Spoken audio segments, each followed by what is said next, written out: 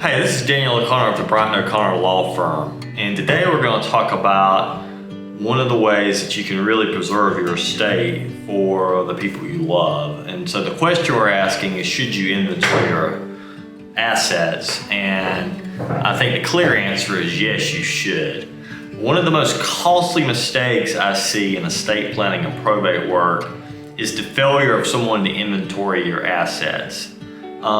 You might know where each of your bank accounts are. You may know the broker or the institution that's is acting as trustee of your stocks. You may know who owes you money, but that doesn't mean everybody else knows that. So, unfortunately, there's not a database out there that is going to tell the people you leave behind where all of your property, where your money is. Unless you create it. And that's why it's so important to create an inventory. There in Georgia alone, and the number is much bigger if you look across the country, in Georgia alone, there is estimated to be $1 billion in unclaimed property, which is property that is subject, after a certain number of years, is subject to being held in the custody of the state of Georgia. And I've never had a client that wanted to leave their money or their property to the state of Georgia, and I bet you don't either. So, and with regard to real estate, if someone doesn't take control of it and pay the taxes, the county will sell that property to a stranger to pay the taxes, and the property will be out of your family or your group of friends or whoever you intended to get it. So it's really important that the people you leave behind know what you've got. I want to give 3 examples of things I've seen, and I'm not going to give any specific cases. I'm just going to give something similar to preserve the confidentiality of clients I've had. But 3 situations just to illustrate that. One is the case of almost forgotten life insurance. I've seen someone who was acting as executor of an estate, and they just happened, after they were about to close the estate, they just happened to get a letter from an insurance company, about paying some premiums on life insurance. And they got looking into it, and it kind of was an afterthought. And it turned out there was a $250,000 life insurance policy on the dead person's life. And that was payable to one of the beneficiaries. If this executor just hadn't been lucky and gotten a letter in the mail that alerted them that this policy was out there, that person would have lost $250,000. So that was a case where somebody was very fortunate. Another thing I've seen before is something that seems kind of minor, like a bank bond or something, that was kind of an afterthought. And similarly, the executor just happened to get something in the mail. And this was actually after they were done with the estate, indicating that this bank bond that had been purchased 50 years ago had grown significantly in value, and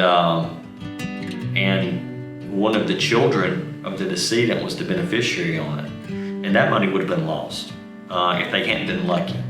But think about how many things like that are never discovered. They don't get a letter or something that alerts them of this asset. Another very common issue are if you sell or finance a house or a property and the person you sold it to owes you money. If you don't tell people how much is owed, or you don't keep records, the people you leave behind are not going to know about that debt that's owed to your estate, and they're not going to know exactly how much or what the payments are or anything, unless the debtor just happens to be a good Samaritan and honestly tells them. That doesn't always happen. So these are just a few examples. There are untold others. And not everybody is so lucky that they discover assets. I don't know about the ones where my clients weren't able to recover assets because they just didn't know about them. So if you're inventorying your estate and creating something in writing, what are the things you should include? Well, these are most of the things you should include. There may be others depending on your situation, but your real estate, your bank and brokerage accounts, your retirement accounts like IRAs and 401ks, your life insurance, any business interests like LLCs or partnerships or corporations that you own stock in. If you have personal property of particular importance, like let's just say you've got a baseball card collection that you know's got some valuable cards in it, but maybe nobody else knows that if you haven't shared it.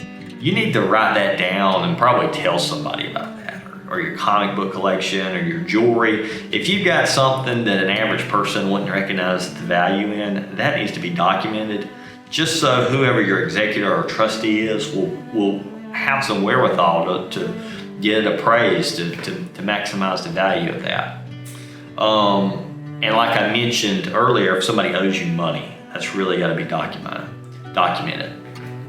And this inventory thing, it's not just something you do one time. It's something you got to keep updated. Things change, and you never know when you may get sick or incapacitated. You never know when you're going to die. So keeping an updated list is so important. And what we've discussed today about creating an inventory is why estate planning is more than just about documents. You can have the best trust in the world, the best will, the best power of attorney, but if the people you've nominated to help you with your estate don't know where all your assets are, the documents aren't going to do anything. And that's why, as part of my estate planning practice now, I require my potential clients to fill out an inventory of their assets. I've learned my lesson in 10 years that when you don't have clients tell you what all their assets are and require them to do that, which they have to get comfortable with you to do that, but if you don't require them to do that, you can't give them the best advice. So I require my clients to create an inventory, and even if they don't end up hiring me, which rarely happens, but if they don't, at least they've got a list that it didn't cost them anything, that is their people they leave behind will at least know what they've got. Now, for people who engage me for trust plans, I kind of tailor the inventory and draft one myself for them with recommendations on how to title each asset. And I think a big part of estate planning is neglected by a lot of attorneys and a lot of other professionals is this inventorying process. This is really where, if you fail to do it, you can be costing your loved ones a lot of grief and a lot of lost value.